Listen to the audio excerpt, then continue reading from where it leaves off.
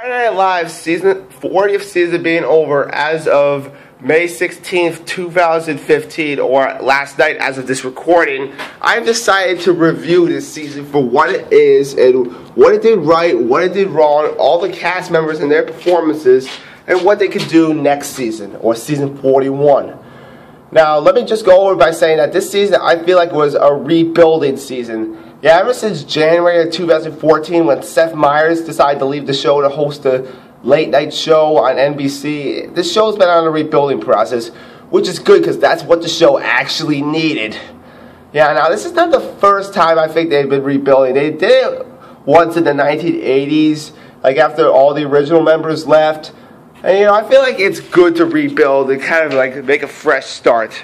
But what would a show be without its cast? So I'm going to go over from like the least well performing cast members. Sorry people, tongue-tied here. Or should I say the worst cast members. Now I'm not saying that these cast members were god-awful. I just felt like that they either need to do something else with their comedic talents, or they just, I don't know, maybe need to leave the show, like take a hiatus for a couple of years and come back with a broader sense of comedy. So first of all, I feel like that the performer that did kind of the least, the performer that had the least effort into the show was Kyle Mooney. Yeah, I don't know, Kyle Mooney, I just never thought that he was that funny. I thought he was just only there to fill up space, really. Kind of same thoughts with Beck Bennett there, but Kyle Mooney just, and speaking about Beck Bennett, he was okay, but yeah, I feel like he just needs to leave the show, come back, along with Kyle Mooney, to leave the show, come back, get some more comedic experience, and then come back to the show for, like, a fresh start. Now, A.D. Bryant, oh boy, have I had some issues with her. Yeah, her earlier stuff was okay, but I don't think she should be a featured player. Yeah, it's just, I don't think she's good enough to be a featured player. Like, maybe she should just do other things, or maybe she should just be, a recurring cast member, I don't know. Then you have the case with Colin Jost, and the Weekend Update's not his position. I'm sorry, but he was not as good as Seth Meyers or Cecily Strong on that position. I feel like he should just go back to the writer's room and just stay as a writer. Don't be a cast member.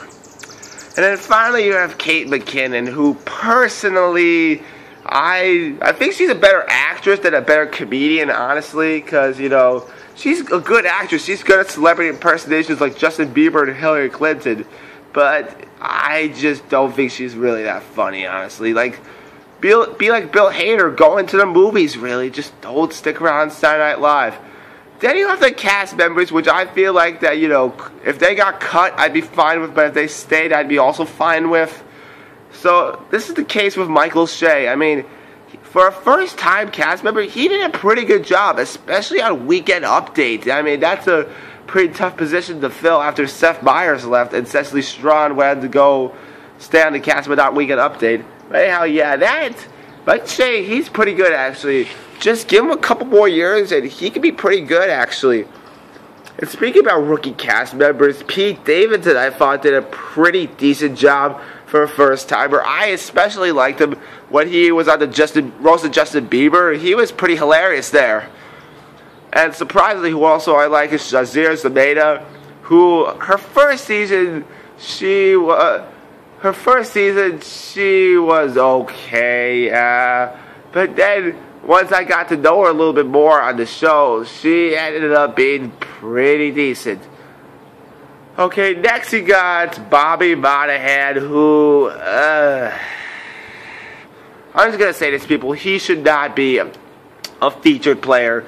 That's just my thoughts with Kate McKinnon, A.D. Bryant. But the thing about Monahan is that, if he gets something right, he gets it right out of the ballpark. Like, he's one of those people who's so hit or miss, but it was either him or Colin Jost I wanted off the show, but Jost was just kind of bland sometimes. And now you have Leslie Jones, who I feel like should win the Rookie of the Year award, because she is hilarious, people. The only reason why she's not in my top 5 cast members list was because Like, you know, she hasn't gotten enough experience, I don't think, on the show to really be on there. Probably by next year she'll make the top 5, but yeah. Until then, you know, we'll have to see. Now we get into my top 5. Now, there's going to be no particular order and who's going to be who. But first of all, I just want to say that Kenan Townsend did an excellent job this season. Like, I don't care what people say about his performance. He just did a great job this season. He was funny. He was clever. And if this is truly his last season on Saturday Night Live, well, he served a really good season. And, I mean, I don't know who could replace him, really. Just too bad he never really got that shiny chance to be the main star. Because he was behind people like Bill Hader, he was behind people like Kristen Wiig, Andy Samberg. That's tough to get in front of, really. That really is. It honestly is. And then you have Vanessa Bayer, who is probably one of my favorite female cast members on the show, next to Cecily Strong. I mean, Vanessa Bayer just always knocks it right out of the park. She's always great. Same with Cecily Strong, too. Although her celebrity impersonations this year kind of dwindled compared to last year, but I mean, hey, she's still good. Then you have Jay Farrell and Taran Killam, who I honestly think are the 2 best members on the show. They are both consistently funny. They're both great at impersonations, and I think they are what is needed for this show. Really, they have just the right amount of experience just to keep the show running. But now let's get into what I think this show needs to fix. And first of all, this show needs to appeal to the older audience. Now, I know the SNL season 40th anniversary special, they brought back some old sketches and old cast members, which was great. That's what they needed to do. However, some of the sketches just don't really appeal to older audiences. For example, the season premiere of the show, I showed it to my dad. We couldn't even watch a half an hour before him wanting to turn off the TV. It's just, Lorne Michaels, please appeal to both the young and the older audiences. You just can't appeal to one, otherwise your show really won't work like this. Also, another issue I have is that, you know, like, whenever you introduce the host cafe, I don't think this show is really given the time to let the host kind of breathe and do stand-up. Like, for example, Louis C.K. on the last episode of season 40, he did a great job. He told stand-up, he made the crowd laugh, and he made me laugh too. But the thing is that with people like Reese Witherspoon or people like Blake Shelton, you just did skits in front of that. I mean, they weren't bad skits at all. They were pretty good. But I mean, you just never get the host to shine or perform. And speaking about people like Blake Shelton, what happened to musical guests hosting the show? I mean, Blake Shelton was pretty much the only one this season. Remember last season when you had Miley Cyrus and Drake hosted? They were pretty damn good. They were funny, actually. I'm not saying Blake Shelton wasn't funny, but I'm just saying that, you know, it was kind of a disappointment we didn't see more of that this season. Also, another problem I ran into this season, especially with the season 40 special, having sketches that you know don't work, but keep them anyway. For example, the Californians. That was such a god-awful sketch. Yeah, I talked to everyone who saw that special. They agreed with me. They hated that special.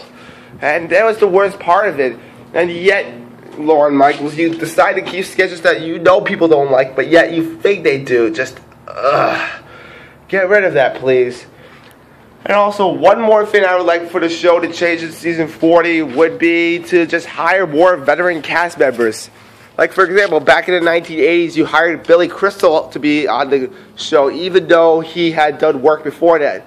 We need more people like that because, you know, rookie cast members are good, but we just need some name experience, and we need the show just, like, you know, get out of this rut it's been out for a while. Like, we need a breakout star on the show. Like Kristen Wiig or Bill Hader. I mean, I don't know, people. That's just my thoughts of the show. Overall, I give the season 40 an 8 out of 10. It did a great job, and but if they would just fix a couple of things that I just mentioned in this video, it would be even better. So, till again, this is White Rice signing off. Bye.